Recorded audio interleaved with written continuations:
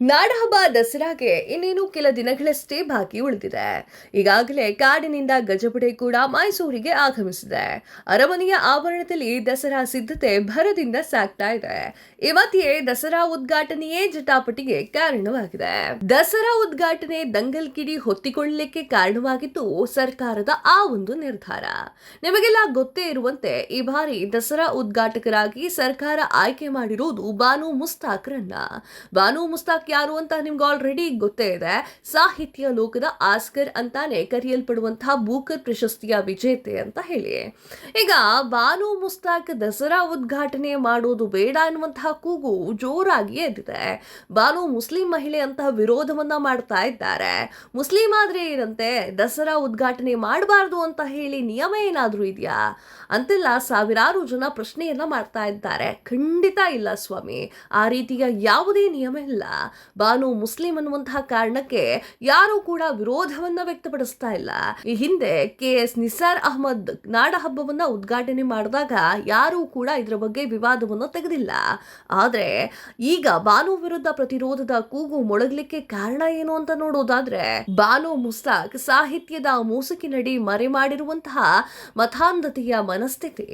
2 ವರ್ಷಗಳ ಹಿಂದೆ ಸಾಹಿತ್ಯ ಸಮ್ಮೇಳನದಲ್ಲಿ ಭಾಷಣ ಮಾಡಬೇಕಾದ್ರೆ ತಾಯಿ ಭುವನೇಶ್ವರಿಯನ್ನ ನಾನು ಹೇಗೆ ಒಪ್ಕೊಳ್ಳಿ ಅಂತ ಹೇಳಿ ಬಾನು ಮುಸ್ತಾಕ್ ಪ್ರಶ್ನೆಯನ್ನ ಮಾಡಿದ್ದಾರೆ.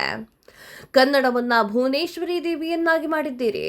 ಆಕೆ ಕೈಗೆ ಅರಿಶಿನ ಕುಂಕುಮ ಬಣ್ಣದ ಕೆಂಪು ಹಳದಿ ಬಾವುಟವನ್ನ ನೀಡಿದ್ದೀರಿ. ಆಕೆಯನ್ನ ಮಂದಹಾಸದ ಮೇಲೆ ಕೂರಿಸಿಕೊಂಡಿದ್ದೀರಿ. ಹೀಗಿರುವಾಗ ಮುಸ್ಲಿಮಳಾದ ನಾನು ಎಲ್ಲಿ ನಿಲ್ಲಲಿ? ಕನ್ನಡವನ್ನ ನಾನು ಹೇಗೆ ಸ್ವೀಕರಿಸಲಿ ಅಂತ ಹೇಳಿ ತಮ್ಮ ಅಸಹನೆಯನ್ನ ವ್ಯಕ್ತಪಡಿಸಿದ್ರು. ಕನ್ನಡದ ಬಾವುಟದಲ್ಲಿ ಕೆಂಪು ಹಳದಿ ಬಣ್ಣವನ್ನೇ ಸಹಿಸದ ಬಾನು ನಾಡ ದೇವತೆಯ ಚಾಮುಂಡೇಶ್ವರಿಗೆ ಪುಷ್ಪಾರ್ಚನೆಯನ್ನ ಹೇಗೆ ಮಾಡ್ತಾರೆ? ದಸರಾ ಹಬ್ಬ ಯಾವುದೋ ಸರ್ಕಾರಿ ಕಾರ್ಯಕ್ರಮವಲ್ಲ ವೀಕ್ಷಕರೇ, ಅದು ಧಾರ್ಮಿಕ ಕಾರ್ಯಕ್ರಮ.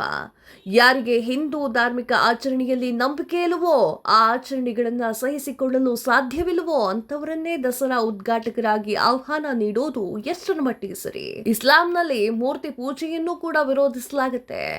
ಅಲ್ಲಾ ಹೊರತಾಗಿ ಜಗತ್ತಿನಲ್ಲಿ ಬೇರೆ ಯಾವ ದೇವರಿಲ್ಲ ಅಂತ ಹೇಳಿ ಇಸ್ಲಾಂ ತತ್ವ ಹೇಳುತ್ತೆ. ಬಾನು ಅವರ ಹಿಂದಿನ ನಡೆ ನುಡಿ ಗಮನಿಸಿದ್ರೆ ಅವರು ಮುಸ್ಲಿಂ ಮತಾಂಧತೆಯನ್ನ ಆಳವಾಗಿ ಮೈಗೂಡಿಸಿಕೊಂಡಿರುವುದು ಸ್ಪಷ್ಟವಾಗಿ ಗೊತ್ತಾಗುತ್ತೆ. ಬಾನು ಅವರನ್ನ ಆಯ್ಕೆ ಮಾಡಿ ಸರ್ಕಾರ ಒಂದು ಧರ್ಮದ ತುಷ್ಟೀಕರಣಕ್ಕೆ ಯತ್ನಿಸುತ್ತಿದ್ಯಾ ಅನ್ನುವಂಥ ಅನುಮಾನ ಹುಟ್ಟುಕೊಂಡಿದೆ.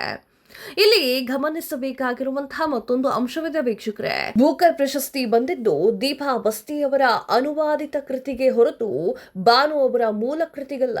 ಬಹುಮಾನದ ಮೊತ್ತ ಇಬ್ಬರಿಗೂ ಕೂಡ ಕೊಟ್ಟರು ಪ್ರಶಸ್ತಿಯನ್ನ ದೀಪಾ ಬಸ್ತಿಗೆ ಇರಿಸಲಾಗಿದೆ. ಹೀಗಿರುವಾಗ ದಸರಾ ಉದ್ಘಾಟನೆಗೆ ದೀಪಾ ಬಸ್ತಿಗೆ ಯಾಕೆ ಆಹ್ವಾನವನ್ನ ನೀಡಿಲ್ಲ ಎನ್ನುವಂತಹ ಪ್ರಶ್ನೆ ಈಗ ಶುರುವಾಗಿದೆ.